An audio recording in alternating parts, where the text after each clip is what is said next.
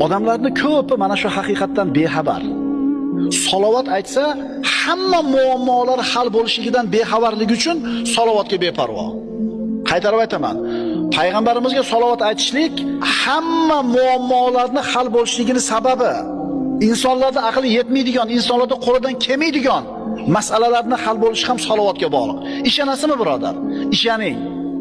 Imom Bayhaqiy Shu'abul Iymonda Anas ibn Malikdan keltirilgan hadisda aytadi: kim payg'ambarimiz sollallohu alayhi vasallamga 100 ta salovat aytsa, Alloh taolo mana shu bandani 100 ta hojatini ravo qiladi.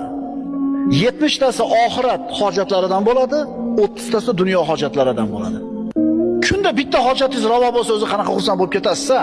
Ertaman chiqib kech-kech yurasiz, bitta problemangizni hal qilib kelsangiz, bugungi kunim yaxshi bo'ldi. Bitta problemamni nima qilib oldim? Robbing 30 ta muammoini hal qilib beradi. Agar salovat aytsang 100 marta.